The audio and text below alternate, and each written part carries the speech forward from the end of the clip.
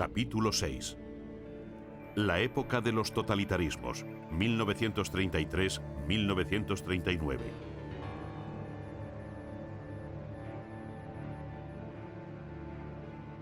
Tras una posguerra difícil, el mundo se deslizaba hacia otra guerra.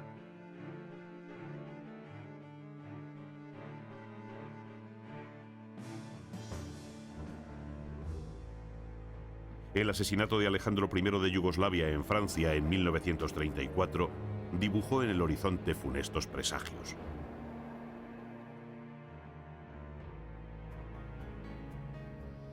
En América comenzaba la era del New Deal, empezar de nuevo para afrontar la crisis económica. Reformar, reconstruir, repoblar, rehacer, eran verbos que Roosevelt conjugó bien ante la creciente conflictividad social. En su discurso de aceptación del cargo de presidente de Estados Unidos en marzo de 1933, nos sorprendió que Roosevelt repitiera: «Solo hay que tener miedo al miedo mismo». Había motivos. Negros nubarrones se cernían sobre el mundo. La Alemania nazi, la Italia fascista, la Rusia de Stalin, mientras Europa se llenaba de regímenes totalitarios. Roosevelt sabía que la democracia no era compatible con el desempleo. De eso hablaba en sus charlas junto al fuego. Por eso ignoró la política republicana del laissez-faire, no intervenir, y se puso a hacer cosas. Se rodeó de líderes como Harry Hopkins, a quien encargó la lucha contra el paro. Se enfrentó a economistas como John Maynard Keynes y su teoría general del trabajo. A partir de 1935, tras el impulso dado a la agricultura, la industria y las obras públicas, Roosevelt se centró en mejorar la vida. Organizó el seguro de desempleo, de vejez e invalidez y garantizó el derecho de huelga. Los parados esperaban trabajo y ayuda y lo consiguieron. En política exterior, Estados Unidos se acercó a la URSS en noviembre de 1933, acercamiento deseable tras el estallido de la guerra chino-japonesa y la expansión nipona en Manchuria. Resultó difícil ir contra la inercia aislacionista del país. Roosevelt sabía que la neutralidad era difícil. Lo dijo en Chicago en octubre de 1937. La epidemia de violencia hace imposible permanecer cruzado de brazos. Un año después, dio comienzo el rearme. En 1933, la Exposición Universal de Chicago confirmó el liderazgo mundial de los Estados Unidos y sus formas de vida se pusieron de moda. Roosevelt, en cumplimiento de sus promesas electorales, abolió la ley seca. Los efectos de la Gran Depresión se dejaron sentir también en América Latina. Las repercusiones fueron perniciosas en el ámbito industrial y se hundieron los precios de las materias primas. Cayó en un 60% el comercio y el mundo, que iba hacia el proteccionismo, se llenó de barreras aduaneras. La producción y los precios fueron a la baja hasta 1939. A la crisis económica se unía la política y social. En Cuba, donde Fulgencio Batista se convirtió en el hombre fuerte, las revueltas estudiantiles de 1934 evidenciaron un estado de cosas común a muchas repúblicas iberoamericanas: descontento y corrupción política. No todo fueron gobiernos corruptos o ineficaces. En México, Lázaro Cárdenas integró en 1934 a la izquierda en el Partido Revolucionario. Aceleró la reforma agraria y repartió 20 millones de hectáreas a los campesinos. Se fomentó el cooperativismo, se nacionalizó el ferrocarril en 1937 y el petróleo, evitándose la intervención de Estados Unidos. Para pagar a los expropiados, el pueblo donó sus anillos de boda y su ganado. En 1938 tuvo lugar en Lima la Conferencia Panamericana, donde los Estados Unidos declararon su solidaridad con los Estados americanos. En Nicaragua, Sandino fue asesinado en 1934 por orden de Somoza, más tarde elegido presidente por los Estados Unidos. En Europa, el rearme era un condicionante político.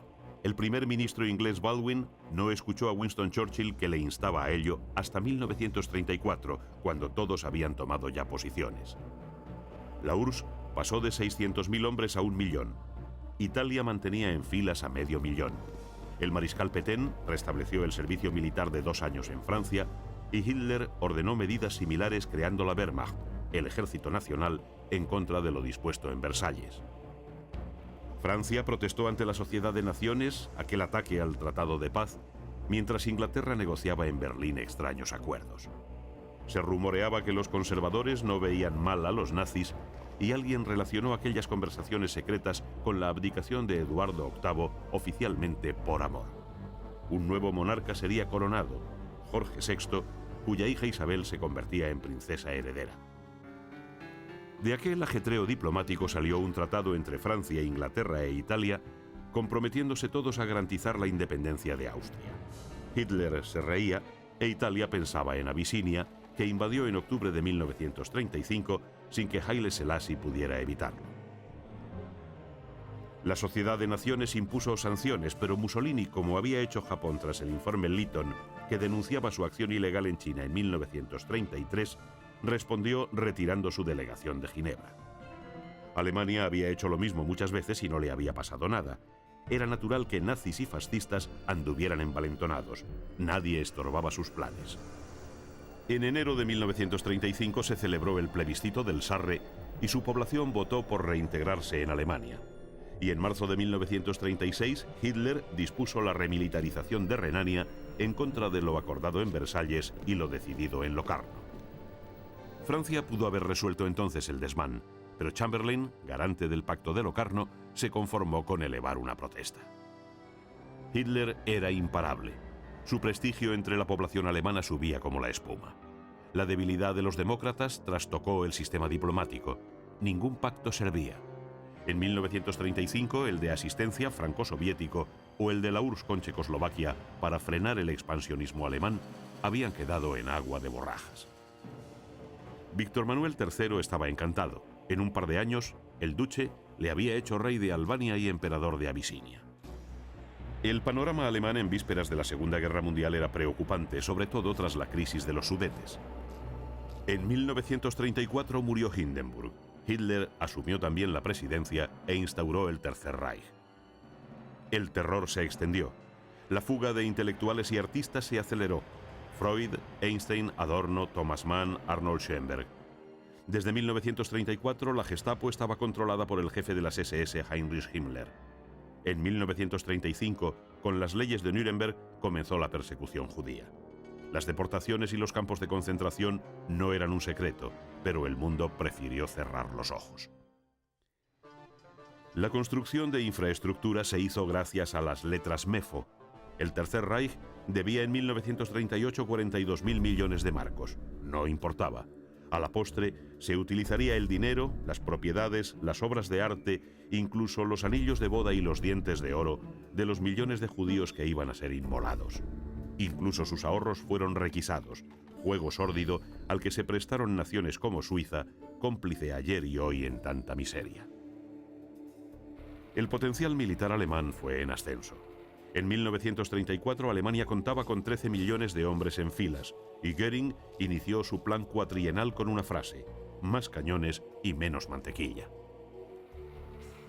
La capacidad militar envalentonó a Hitler y sus exigencias fueron en aumento.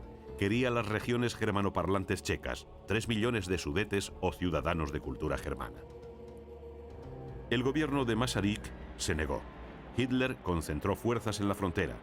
Checoslovaquia, que formaba parte de la Triple Entente, estaba protegida por el Tratado de Locarno. Francia apoyó a su aliado, pero era imposible ayudar a Checoslovaquia sin Polonia e Inglaterra. Hitler comunicó a Chamberlain en septiembre de 1938 que apoyaría a los Sudetas. Mussolini convocó una reunión en Múnich. Asistieron Hitler, él mismo, Chamberlain y Daladier. Allí se traicionó a Checoslovaquia. Fue una vergüenza. La guerra era inevitable. Tras ocupar los territorios sudetas, Hitler fomentó el separatismo de Eslovaquia, que proclamó su independencia en marzo de 1939. El presidente checo, Hácha, fue obligado a firmar un documento humillante y las tropas del Tercer Reich ocuparon Praga.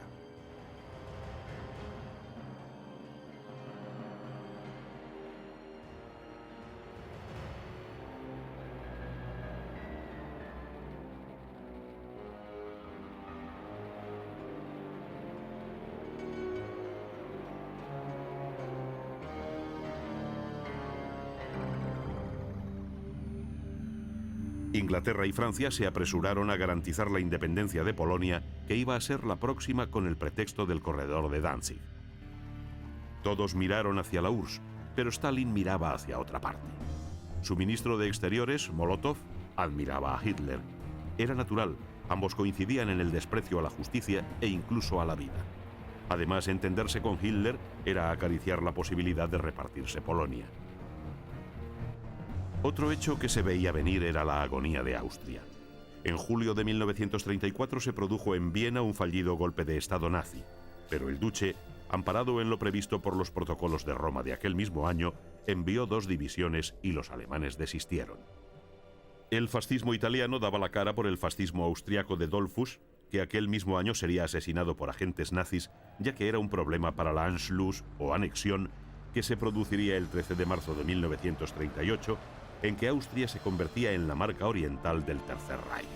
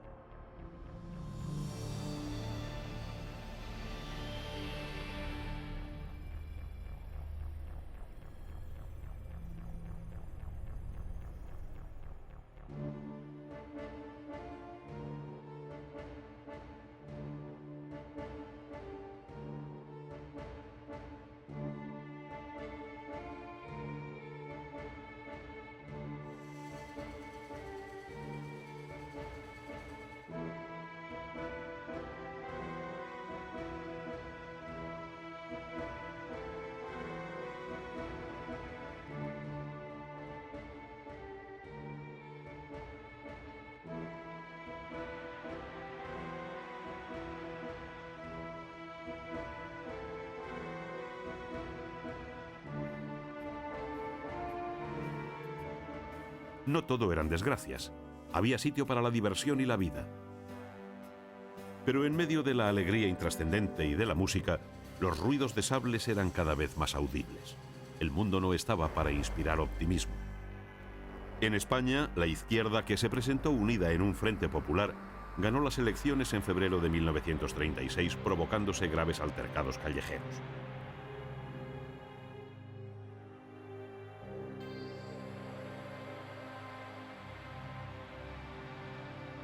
El asesinato del diputado Calvo Sotelo precipitó las cosas.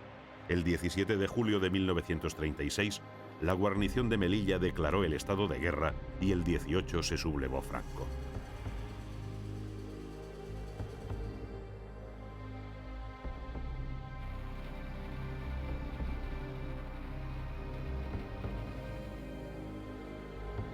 Largo Caballero, que ya había sido ministro de Trabajo al llegar al gobierno el Comité Revolucionario tras el triunfo de la República, fue nombrado jefe del gobierno de concentración del Frente Popular y creó el 4 de septiembre el Ejército Popular. Llegaron a Madrid los primeros mandos rusos con su armamento y se formaron las brigadas internacionales. La fotografía de Stalin estaba por todas partes. El padrecito era para la izquierda una especie de mesías de la clase obrera.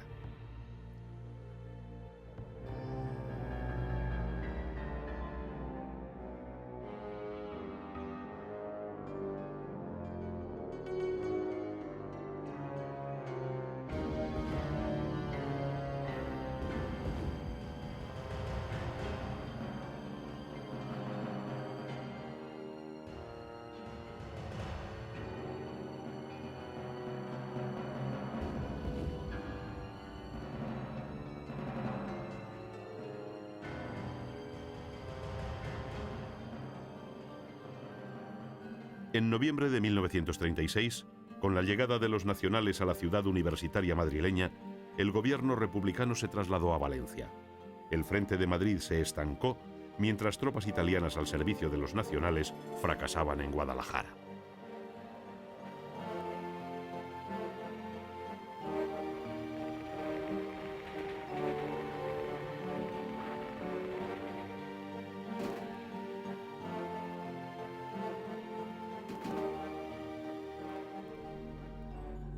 En marzo de 1937, la Legión Cóndor alemana bombardeó Guernica. Lo destrozó casi todo, menos el objetivo prioritario, la fábrica de armas.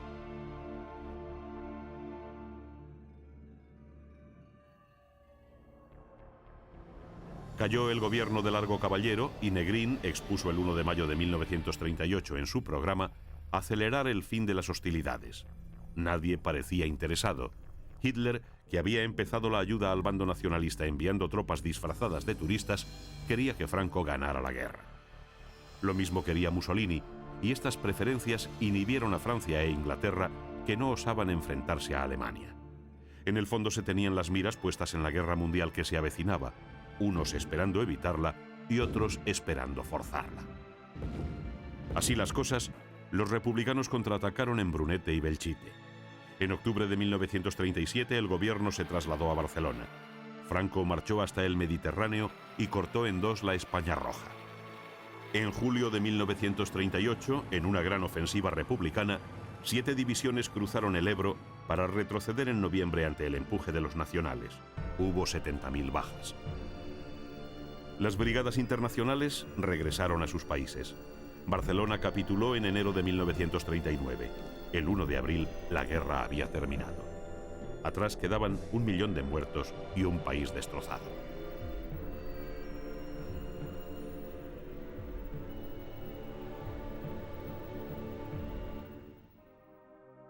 En el ámbito soviético, la URSS aprobó en 1936 su constitución y se convertía en Estado federal. Parecía una democracia, hacía hincapié en los derechos de los ciudadanos, pero se añadía una coletilla: siempre que estén en consonancia con los intereses del proletariado. Hubo otra huelga general en noviembre.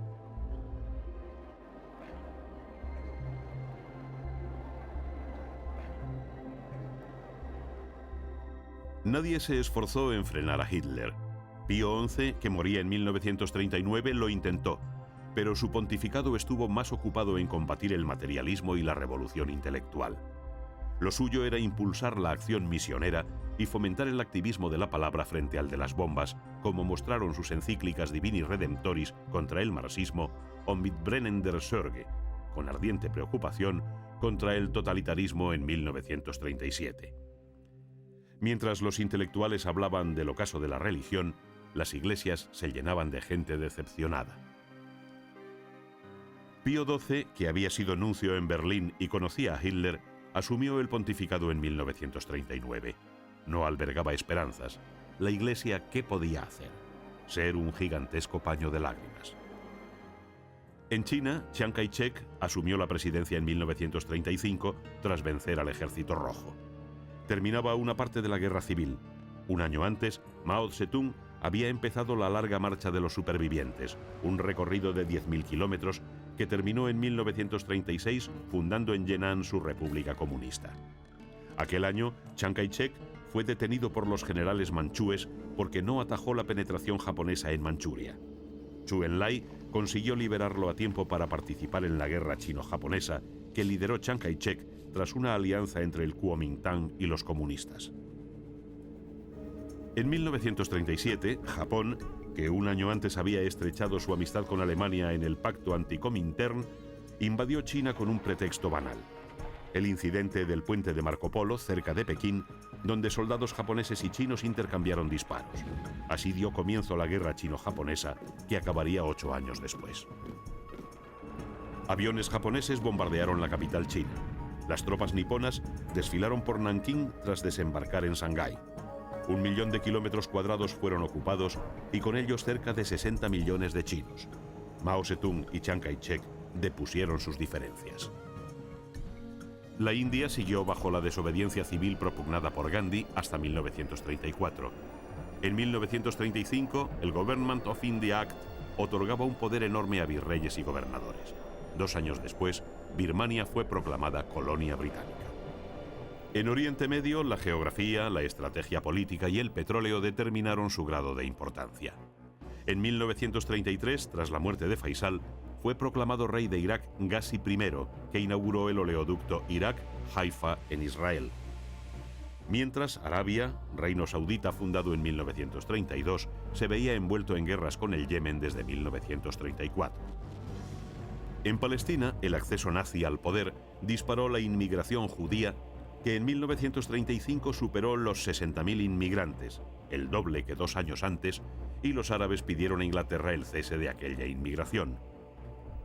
En el ámbito científico, Frédéric Joliot e Irene Curie obtuvieron el Nobel de Física en 1935 por su hallazgo de la radiactividad artificial. Enrico Fermi consiguió la fisión del uranio en 1934 y 4 años más tarde Otto Hahn y Fritz Strassmann lograron la fisión nuclear artificial base de la energía atómica. El gigantesco telescopio de Monte Palomar, con su lente de 200 pulgadas, estaba a punto de ser inaugurado en California. Desde principios de siglo, la industria textil adquirió un gran auge. Entre los inventos prácticos sobresalió el nylon en 1937, descubierto por Wallace H. Carothers. El mundo de las fibras artificiales experimentó un gran avance: poliéster, poliuretanos, poliamidas, el teflón. En 1936 las Olimpiadas se celebraron en Berlín. Alemania consiguió 33 medallas de oro frente a las 24 de los Estados Unidos. Los nazis hablaron de superioridad aria, pero el atleta negro Jesse Owens venció al alemán Long en la prueba de salto de longitud y Hitler abandonó la tribuna. ¿Cómo iba a dar la mano a un negro?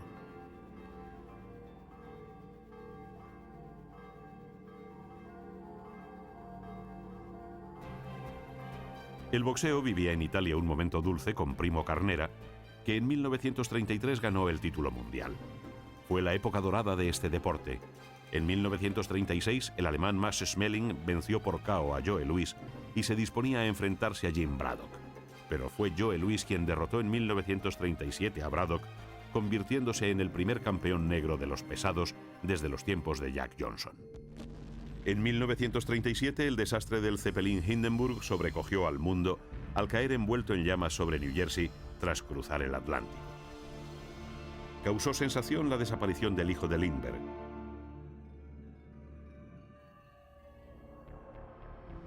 Su asesino, Bruno Hauptmann, pagó en la silla eléctrica. La velocidad y el riesgo fueron una obsesión. El tren conseguía en 1934 recorrer el trayecto Chicago-Los Ángeles a más de 175 km/h. Carreras de coches y aviones mantuvieron en suspenso a quienes contemplaban los riesgos de la velocidad. En el mundo del cine, la industria americana acaparó la atención y la actividad. Entre 1930 y 1940, su producción no bajó de las 600 películas anuales. John Ford rodó en 1935 una obra maestra, El delator, de Informer, en el contexto de la lucha de Irlanda por su independencia. Un concepto inédito del humor abría caminos nuevos a la expresión del absurdo. Una noche en la ópera de los hermanos Marx. Por entonces se hablaba de Margarita Gautier, de George Cukor, protagonizada por Greta Garbo y Robert Taylor. La famosa diva había rodado en 1935 con John Gilbert Anna Karenina. Johnny Weissmuller, campeón olímpico de natación, protagonizó en 1934 con Maureen O'Sullivan Tarzán de los monos, que ya había tenido una primera versión en 1917 dirigida por Scott Sidney. En Inglaterra, Alfred Hitchcock estrenó El hombre que sabía demasiado con Peter Lorre. El cine americano era el cine. Lo llenaba todo. En 1935 el musical causaba furor y con él la pareja de moda Fred Astaire y Ginger Rogers. Judy Garland protagonizó El mago de Oz, el mayor éxito cinematográfico del momento, junto con una de las películas importantes de la historia del cine, Lo que el viento se llevó, con Clark Gable y Vivian Leigh. España vivía su segunda edad dorada, la generación del 27 en poesía y la del 98 en la narrativa y el pensamiento. Desde Juan Ramón Jiménez y Jacinto Benavente, 2 premios Nobel, hasta Valle Inclán, Unamuno, Baroja, el filósofo Ortega y Gasset y los Machado. García Lorca estrenaba 3 obras magistrales: Bodas de sangre, Yerma y La casa de Bernarda Alba. París imponía con renovado entusiasmo nuevos inventos y modas. En 1933 causó sensación un desfile parisino de modelos con vestidos de celofán, bajo la cual lucía una innovadora moda de ropa interior. Todo se exhibía si era novedad: zapatos, vestidos de tarde muy chic, adornados con dijes y joyas, sombreros con motivos florales, trajes de baño. También los hombres se interesaron por la pasarela y en 1938 la prensa neoyorquina recoge uno de esos eventos. Eran modas de temporada inspiradas por el cine, como los sorprendentes peinados de sus estrellas imitados por los snobs. A la difusión de las formas de vida contribuyó la televisión.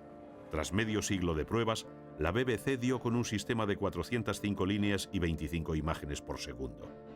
También el poder de la radio quedó patente la noche del 30 de octubre de 1938, en que Orson Welles radió una invasión extraterrestre con La Guerra de los Mundos, de H.G. Wells, guión que atemorizó a millones de norteamericanos. También en el viejo continente, a pesar de los problemas, alemanes e italianos competían por el mercado del utilitario. Se tendía hacia el coche ligero, como demostraba el Salón Francés del Automóvil de 1937.